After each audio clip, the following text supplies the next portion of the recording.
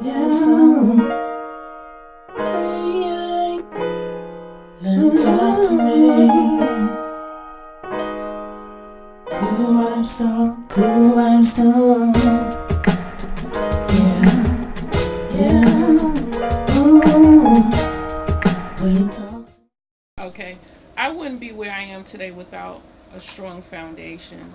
Because of the strong women in my family, women have always been the backbone of everything that I've done. Today's show is dedicated to the power of women. We are so strong. We are the backbone of our families. If it wasn't for strong women, half of you men wouldn't even know what to do. So today on Cool Vibes Talk, our next show will be Power of the Woman. Okay. Everybody, today we have Jalisha Malik on my show. Give Hello, her a round of everyone. applause. Jalisha, everyone, is an author of her poem, of a book of poetry, which is called Salted Caramel. Now, Jalisha, where can people pick up your book? Well, my book is on Amazon. It's on Barnes and Nobles, and then we'll have it as an ebook, so it's also available on iBook and Kindle. There's a lot of platforms that it's available on. It's not just subject to the bigger one. So if anyone has like a a notebook, the little like Kindle books, Right. then if they have other apps that they can purchase ebooks on, it's also on those. Oh, that's great. So they have a couple different places where they can purchase the book. I learned about you and what you do through your dad, New York MI. Everybody who doesn't know him, he's a Brooklyn based rapper here in New York City who's very popular. One day he posted one of your poems, I think it was Kings and Queens. It, Yeah. and the poem was so amazing. I hit Thank your you. dad up that same day and asked him when can I have his daughter on my show because I thought it was just your poem just blew me away. Now, what made Thank you you. want to start writing poetry? I've been writing poetry for a really long time. Like, it didn't start recently. I think I started writing when I was like 7 or 8, and it was just little poems that I would do in school and then come home and write about like trees and stuff like that. And then I just kept writing from then on. I never thought it would be serious though. Oh my God, Jalacia, you are so talented. People don't Thank you. realize that watch the show that you're only 17 years old, that you are already an author of your own book. You're a published author at 17, and that you're about to graduate high school in June. Have you picked Yes. out a college already? Yeah, I did. Actually, I applied to University at Albany, and I'm just waiting on my acceptance from there. So. Oh my God, that is so wonderful. My uncle was a professor of English at the University of Albany for many years, and he just retired a couple years ago. Or I Wow, would have that's crazy. definitely told him about you because you are awesome, and I'm still going to tell him to go out and buy your book. Now, Thank you. today, I would love for you to recite a poem for us. What poem Okay. do you have? Today I have the poem Remember, and it's just about how we all come from Queens. Oh wow, that sounds so exciting. So today I want to put you on the spot, Jalacia. I know that you do this on your Facebook Live all the time, but please, I want you to do it for our audience today. So you can go and get ready whenever you want to start. Go ahead. Okay. So again, the poem is Remember, and it goes like this. I almost forgot to tell you twice that you come from a queen, that your royalty and grace is everything. And your king covered in chocolate is great too. I love the way you dance and represent your hairdo. You smell like royalty, your heart is filled with loyalty. Only if they knew that my history is filled with you. Whatever ever you claim, just remember that you come from a queen who lived long before and helped raise the earth when it was poor. Her heart is poured into you. Boy or girl, the queen is within you. Away from the history that was forgotten, when they filled our heads with cotton, we didn't look past and see. Our past is filled with royalty. Wow, that is beautiful, Jalacia. Thank you so much for blessing us with such a great poem. Thank What? you for allowing How me to read long it. did it take you to write a poetry book? The book actually didn't take me that long. I want to say in total it took me about 2 months because I had school, so I would like stop, but then I would have days off that I would just like write my poems for the book and revise them. Wow, that is so awesome. I know your parents are very proud of you. Now, did you already pick out what you want to do in school? What program you're going to be in? Yeah, so I do want to write scripts and I do want to be an actress, so that is a major part of what I'm going to college for, but I am majoring in African American history as well. So if I get approved for a double major, then that's definitely what I'm going to be doing in college. Well, that sounds awesome, and I wish you all the best in all your Thank you. endeavors. I know you'll do well in college, and that means you'll be in upstate New York if you get accepted to Albany U, right? Yeah. Now, you gonna live on campus, or are you gonna get an apartment off campus? The plan is to live on campus for at least my first year and then like go forward with that. Wow, it's gonna be so exciting. I don't even really know you, and it's like you're one of my children. I'm so proud of you. Thank you so much for coming on the show and Thank letting you us for hear your having me. poetry. Again, shout out to people and let them know where they can get your book. So you can get my book on Amazon. You can get it on Bookshop. I forgot to mention that before. Barnes and Noble. And if you have a Kindle, you can get it on your Kindle app and all the other ebook apps that they have on there. It's also on iBook if you have an iPhone and you want to get it on your phone. Wow, that's wonderful. Thank you so much for being here. I wish you all the best. Thank And you so I'll much. be looking forward to see everything that you're doing on Facebook Live. Thank you. All right, tell your dad I said hello. Okay. All right, thank you, Jalaisha. Have a great day. Thank you, you too. Okay, bye-bye. Hey guys, it's host Kim D, and today on Cool Vibes Talk, we'll be discussing the power of the woman empowerment, with two great panelists that I have today, two great women. Keisla Reese, who's a government affairs specialist who's worked for Homeland Security and various other government agencies. And also we have my girl Nina Smallwood, who's a medical manager and who's been in the medical field now for about 10 years. Today we'll be discussing women empowerment and what we can do as women to empower young women in the industry now. 2017 and 2018 was the year of the woman. March 8th marks International Women's Day, a yearly recognition of women's important roles in society today. We are finally celebrating the economic, political, and social achievements of females past, present, and future. Today, I'm going to ask my panelists some questions in regards to going forward with our movement. How can we as women empower other women? The first question I'm going to ask you ladies is, which strategies do you think help women become more socially and economically empowered, especially in today's society, where it's so male-driven still? Nina, if you want to start off, you can start us off. I feel like the most important strategy for a young woman to know is education.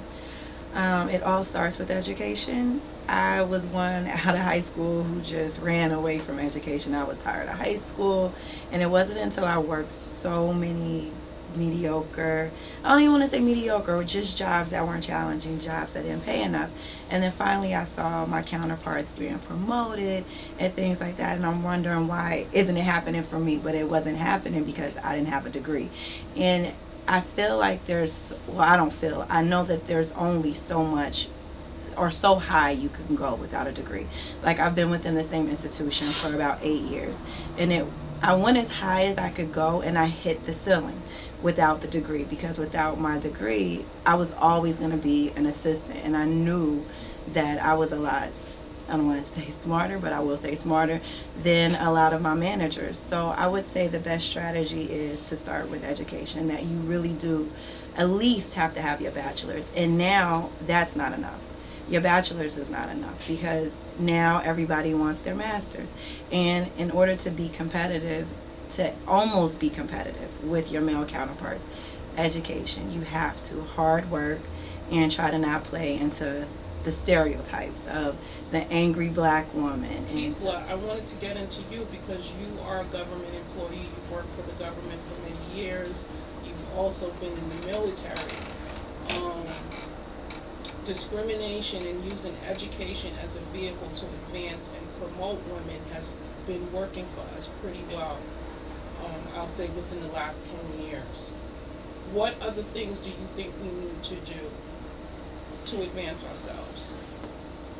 I think in a broad stroke we talk about education, but I think we could get a little bit deeper in terms of the strategic way to make it effective. I think we need to, because right now you have a lot of people who are going to school and they're choosing to take on degrees in places where there's no jobs.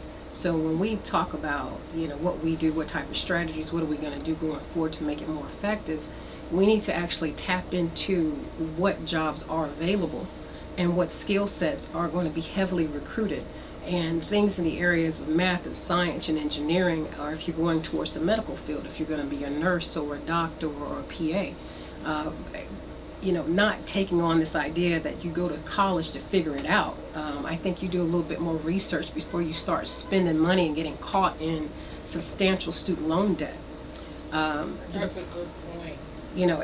So here we are with this degree that we can't use, and we have about $40,000-$50,000 worth of debt. And so I think for our new generation, or at least for where we are now, it would be imperative that we look at something that's available, such as the Department of Labor produces an occupational outlook handbook.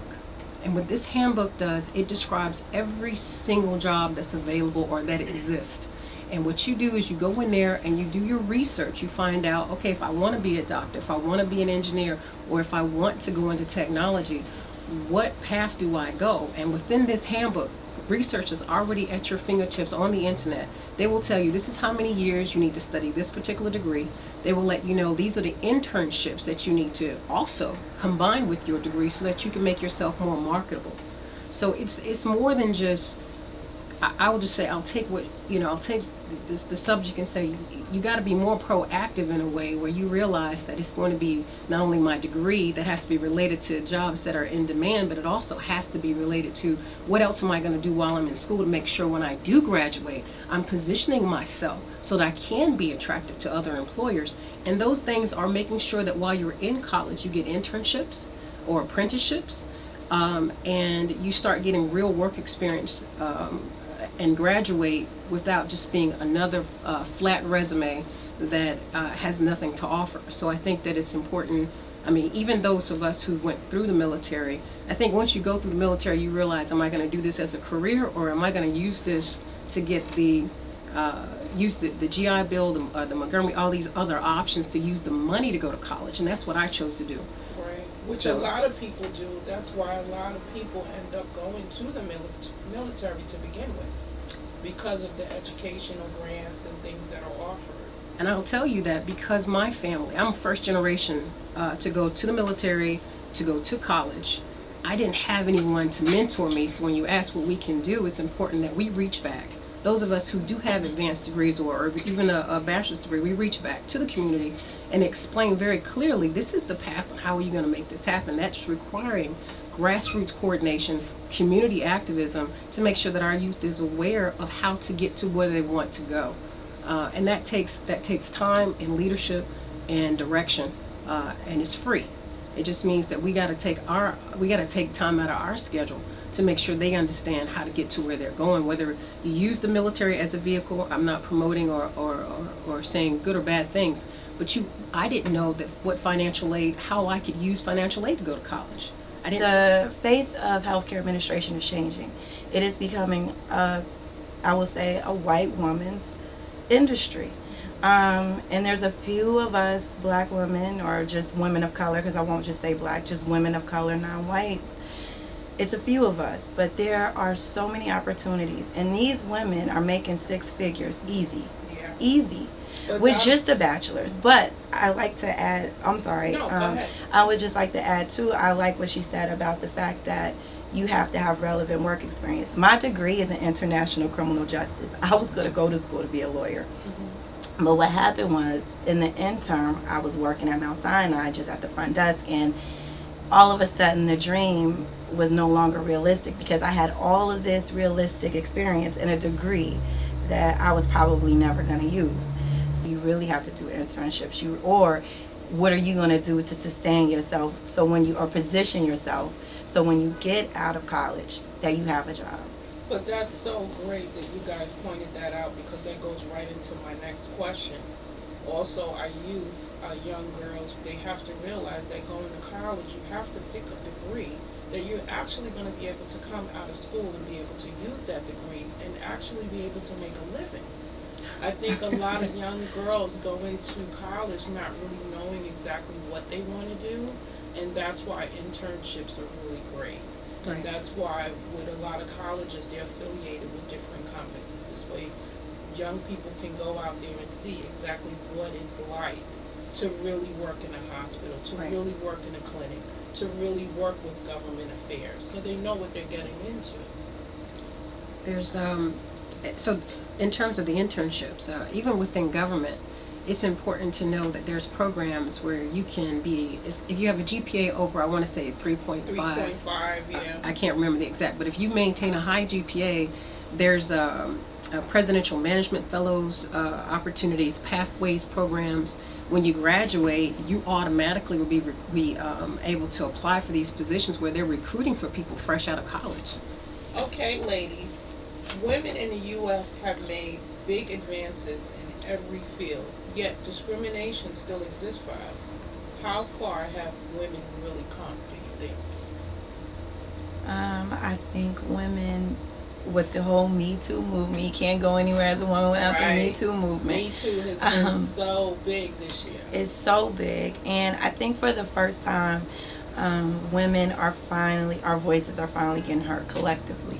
So I would just say within the last 6 months, we've made probably more strides since we got the right to vote. It is huge, and the thing of it is too, and I think a lot of men, well, I'll say me and my boyfriend, is the dialogue in our house a lot, and he's just like, oh my God, another one. Mhm. Oh, another one. I don't understand why now. That's what a lot of men, they feel And like women are just coming coming out out. just to complain. And I said, you have no idea what it's like to be a woman. To be an almost attract, I mean, not almost, or to be an attractive woman or not. And to be a black And woman. to be a black woman. I mean, thank goodness I haven't had to experience much sexual harassment, but there's always a sexual overtone. But now men are more cautious with their words. But it's a slippery slope, because then you don't want to just say, you don't want to just remove all humor from the workplace. I mean, but you have to be able to gauge your audience. Like, you can't just think that every woman thinks that this is funny. So I think for now, the biggest thing is that women are not afraid to come out. I feel like they feel like we have more. I feel like I have more power. I feel like I have more power. I feel like I have more, in the respect that you're not gonna just come at me wrong because I'm a woman and you think that you could say certain things. I feel like now they're gonna look at me more for my merit than just I don't know what they think they could get from me. Well, like, women leaders can make companies so much stronger and more profitable. As a government employee, why are there so few women as big executives? We don't see enough of them. Well, I think that aside from my employment, I think that if you pull back and just look at whether it's government or the private sector, that has permeated, because I think we can take a snapshot of the Me Too movement, but we have to step back and realize this is a systemic problem that goes way back. I mean, you can come out and make people feel more encouraged, but at the end of the day, people fear retaliation. It is a very serious thing. People don't want to lose their jobs. But what I'll say in terms of why we are not there is because the door hasn't always been open. That glass ceiling that has been discussed is very real. When you get to a point where you hit a plateau, I can tell you within my own experience, once I hit a certain level of management, I started to run into a lot of limits being placed on what I could or couldn't do. So I think it's important to recognize that historically women have always struggled to be in the workplace. We're talking about 1965 for there to be a Civil Rights Act put in place. That was not that long ago. And so you're still, what's happening is there's policies and procedures and there's laws, and then there's the companies or organizations' ability to enforce those laws. If they're not enforcing those laws, then that is why we have this problem, this ongoing problem. Everything doesn't have to end in litigation. Oftentimes, if you just pick up your manual from your employee manual, you'll see all type of things in there. We just don't read it. And then when we do read it, it's too late. We're already caught up in the mix of whatever is going on. So when you talked about earlier about women sticking together, I think it's important for women who have already reached certain levels of senior management to make sure that they reach back and say, hey, let me make sure I help you see a clear path forward. Oftentimes, once we reach a certain level, we're there and it's, everybody else is on their own. So when you talk about women sticking together, that's that mentorship that needs to be put in place, and those internships that we spoke about. Find someone like you. If that person doesn't exist, you might actually benefit from finding someone who's not like you. For instance, if let's say you were to get a mentor that's a white woman and you're a black woman, you might be shocked and amazed at things that particular perspective that she might bring, because at the end of the day, that is where you work. You will be working in a predominantly white organization 90% of the time. So it is very important to recognize how to behave and how to interact and how to know what your rights and responsibilities are, how to read that manual, how to understand how to file a complaint, and then also to go back to what you said earlier about, well, I feel more empowered. I feel like, that this movement is there.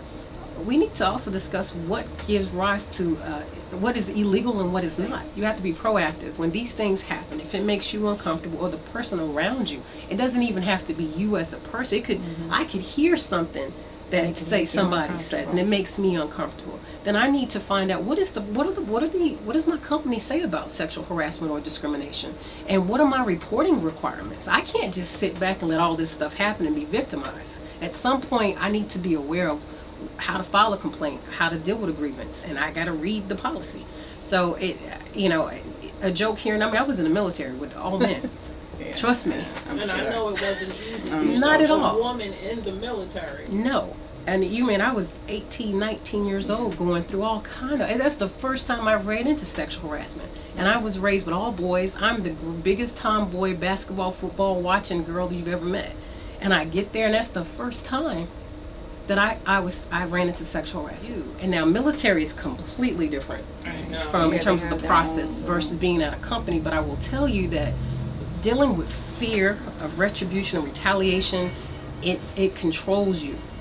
And that's what I'll say. Just make sure you're aware. Make it your business to be aware of what the policies and procedures are, what the grieving process is. Make sure you're proactive when things happen to voice that this is unwelcome, you want it to stop, bring it to management or somebody's attention, and then try to find a mentor somewhere. Finding a mentor. And unfortunately, I don't have any, I'm not going to say I don't have any, but I don't know any women of color that could mentor me higher than what I am. Mm-hmm. So my mentors are both white women. And that's the same issue Yeah. that I have at my job. My mentor is a white woman. You know what? It's our responsibility as black women. Each one teach one. That's like right. we have to give back. But I also just don't want to I don't want to go too off topic, but I just want to say, as far as we talked a lot about corporate and private sector, but the things that are happening, like this podcast, like women now, the Me Too movement, and just being able to pick up your phone and create your own business.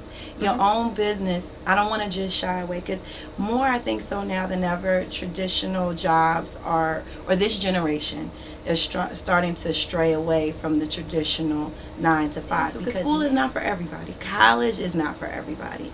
This is true. You have to find your niche, whatever it is, and stick to it. That is the hardest thing, I think, of most people, is just sticking to something. And realize you have resources. You right? have resources. So what I'm saying is wake up in terms of what resources already exist. The Small Business Administration has an entire website on how to start your own business, what loans are available. You have to be more proactive. Have your idea, but then do your research and your due diligence.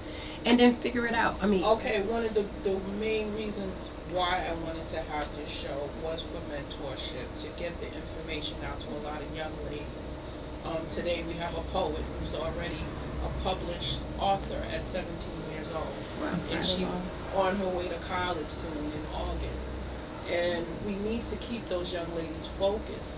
Now, I think our biggest struggle with women empowerment is more income sources for women, equal pay to our male counterparts doing the same exact job, getting equal employment opportunities without gender bias. Okay, Keisla, how do you feel about getting equal employment opportunities without the gender bias? Because I think equal pay to our male counterparts is probably one of the biggest things that we're dealing with as far as women are concerned. I think you're right. I think that equal pay is a, you know, we have the Equal Pay Act, where it's, you know, if you're equal for equal work, you get equal pay. For men and women, you're dealing with the gender issue. Correct. You know, I feel that it's hard to know when you're interviewing for a job, to know what your worth is sometimes. It's hard to know what salary is reasonable. That is so true. You know, sometimes you're so happy to get the interview and so happy to get the job that, you know, you don't stop and go, okay, well, what am I worth? And I think what happens is the data is not out there either for us to know, okay, well, this is what's reasonable for me to get paid, and this is what my male counterpart is getting paid. So I think that you're almost blind to be able to really effectively deal with it. But if you suspect that you're not getting paid what your counterparts are getting paid, and you're doing you have the same skills with the same work, you're expecting with the work that you're doing, the same work, you're going to get the same pay. If you suspect that, then it is important that people understand, again, what their timeline is. You have filing requirements. You know, about 2 years when you think, you know, you don't want to wait forever. So you want to make sure that you go on to EEOC.gov, you go to the equal pay page, and you find out exactly what your filing requirements are. You find it exactly if you feel like this is something that's that is impeding your ability to succeed further. I think that, but how I feel about it is, so I think there's two separate questions. Is that if I suspect there's a problem, I need to file within the specific time frame. I need to be able to state that this is happening to me, and I know what my rights are. Because I take away all the excuses as to why you can't hire me. I make sure I have my degree. Okay, I have my finance degree. I have my law degree. I'm so overqualified 90% of the time for the job that I apply to. Exactly. That's another one I get hit. Well, you know, you're overqualified. Well, I'd rather be overqualified than underqualified, and I will be the superhero of the moment for this job. And I think that, you know, being prepared for those interviews, being prepared to step in that position and not being afraid, and knowing that, you know what, I'm going to be a complete rock star. I am so anal about this. I read my position description. Yes. I sit down and figure out what important. You have to research. Do your research. I can't. You have to do your research. I know the doc. Yeah. All the time, you have to research the company. Before they go to a company, the first thing you do is you research the company. Be proactive. You have to, because that moment when they ask you, so do you have any questions? Right. Or what's your salary requirement? Or what's your salary requirements? Or do you have any questions for us? And you sit there and it's like, okay, so no, they really mean, do you have any questions? Because they want to know what you know about the company that you want to work for. Is there room for advancement with your company? And when they ask you the question, where do you see yourself in 5 years? Such a hard question. Such a hard question to ask. To answer, because they kind of like catch you on the spot. But there's one question they always ask. They always ask you, where do you see yourself in 5 years?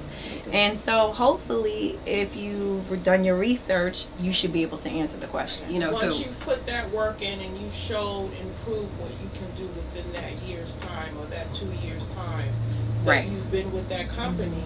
Now, how does a young woman go about going to her boss and saying, look, I've been here for 2 years, and I think I deserve X, Y, and Z? especially if you know that your male counterpart Right, has it's- been working the same length of time with you Right. and doing the same exact job with you, and he's making $5,000 more a year. Oh, But I tell the- you, but the- sometimes it's 20 to 40,000. This But is the what thing I'm is, saying. they make it such a thing. You can't really discuss salary. Right, So that's right. the way they get out That's of it. the Yeah. kick. Right. So let's say you have an equal pay problem, and you believe that you have an equal pay problem. You file your complaint, and then thereafter there's retaliation that comes. And that's a Understand that whole that's a nother- separate standing claim. Yeah. But is it real? It is real. I would recommend this. I think go back to what you said. You've been there for 2 years. One, keep yourself aware of all openings. Any new opportunities, That's any very important. any new departments, volunteer, say, hey, I want to help stand this up, I want to help train employees. So if you start to train employees, now you're putting yourself in a position In as a a subject matter training expert. position, right? Exactly. You're positioning yourself. You're positioning yourself. That is such a great point, Keisla. You know, Put yourself in a position. turn into the superhero, I'm trying to tell you. It Yeah. sounds crazy, but it And- works. You got to and- go in there and you got to figure out, okay, I know this job. As a Yeah. matter of fact, how many times have you trained somebody that was promoted? all the time. You know All that the happens. time. It happens. So here I am. When it's time for performance time, okay, well, what did you do this year? What did you do to affect the company? You know what? When I tell you, I will be a part of everything. I will be a part of training. I will be a part of new employee orientation. Tell me what I can do to help you with recruitment. Yeah. Let me know what I can do to help better the company. Okay, what opportunities are coming up? Are there any? Is the company going to move in this direction? Are there new skills that I need to take on now because they're going to open up this department? Right. You got to be all things. You got to be about And that job you like it's. always have to be on your job, even Yeah. when you're away from your desk. Because the one thing that I've learned, you never know who's watching you. Oh wow. So And true. your Yes. next boss could That be is watching so you true, or could be because from your one afar, day, or it could be your equal. I Yep. hope So- someone. That's a great Yes. statement that you So- made, Nina. Because one day I was on the phone and I was helping because I work for a medical insurance company, and I had a customer call in and he really needed help. It was like at the end of the day, no one's going to take any more phone calls. People are packing up, ready to go. Right. And I handled this man's situation in 5 minutes. He was so Outstanding. impressed with the customer service that I gave him. He was like, boy, I would hire you on the spot. Yeah. And that made me feel so good because I was so adamant about helping this man because Right. he needed help. He needed Right. someone to help him with his mom. His mom was suffering from Alzheimer's or whatever the situation was, and he needed help today. Right. And he got me, thank God, because Right. I was the Because person everybody to else put is him- packing another run. Right. You got to pack up at 4:50, and your shift you're is in at the 5. medical But field, being so the worker you know superhero. how it Yeah. is when these people call in. Yeah. They want help right away. yeah, and Yeah. especially in oncology, like I work in oncology specifically, and it is huge. And I tell my staff that we're here for the patient. We're here for the Right. patient. I always tell people, like, you can't be me. Like, I don't expect, because I hold myself to high expectations when it comes to patients, but I don't expect you to be me, but I expect you to be good. So that 5 minutes extra that you may stay over at 5:05 opposed to being gone at 4:50 makes all the difference. You will never It know really who's does. watching. Because, like, I'm supposed to get off my job at 5, and there's sometimes I'm still stuck on the phone at 5:20. And I need to get home to my 11-year-old Right. daughter. I need to cook dinner, but you know what?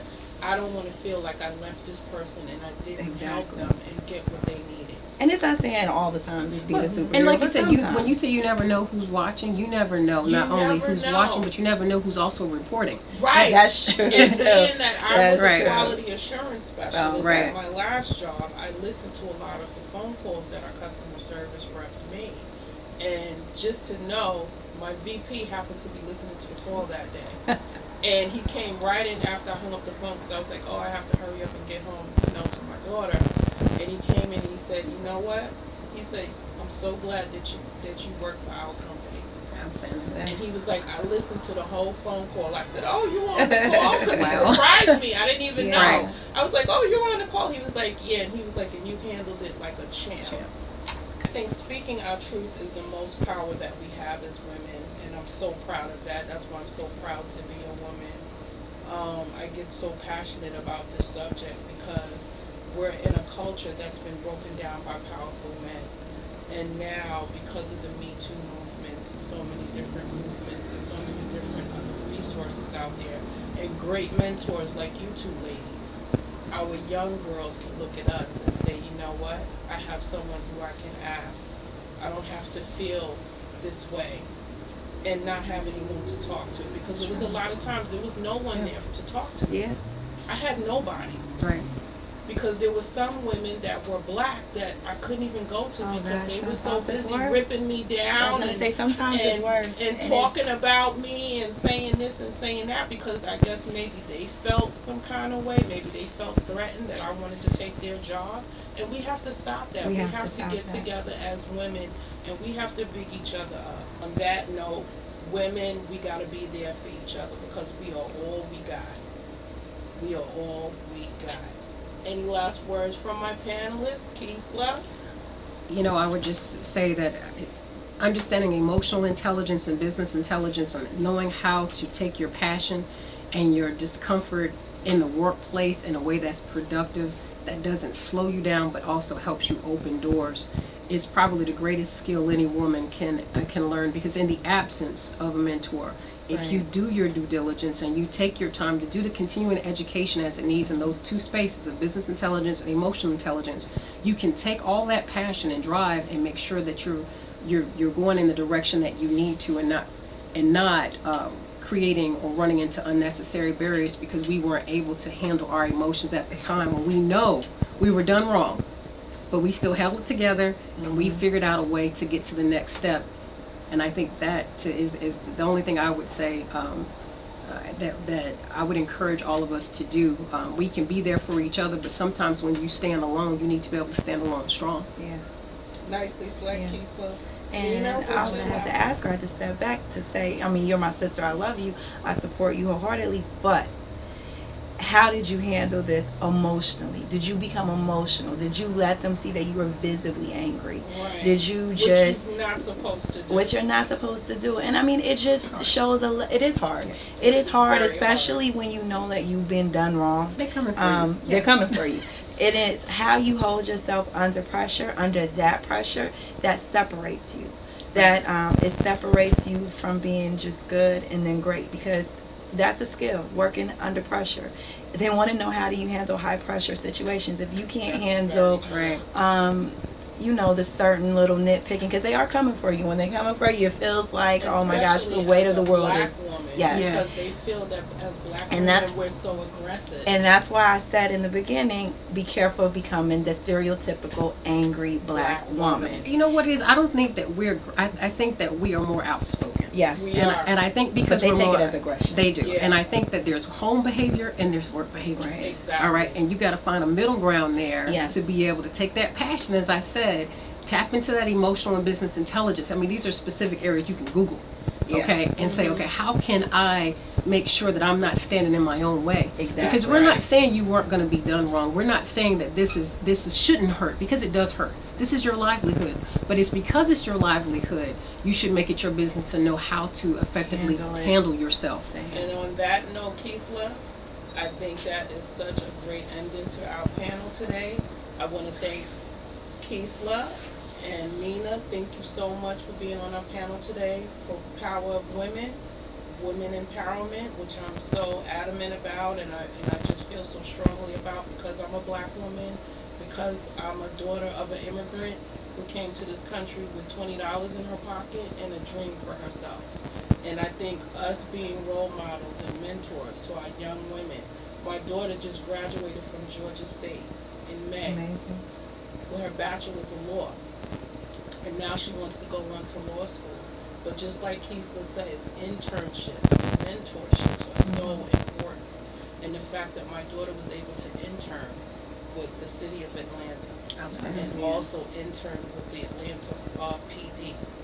She made so many contacts. Yeah, People it's all were about offering her networking. jobs Right. before It's she all about graduated. networking. And see, And that's I'm awesome. so proud of her. And she's worked so hard to get where she is right now. amazing.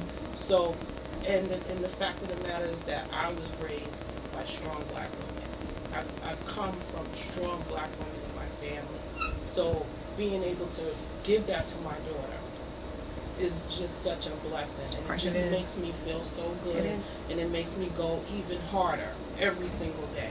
So I just thank you ladies for being here today. Thank you for having me. Thank you. And that's Cool Vibes Talk, y'all, hosted by Kim D.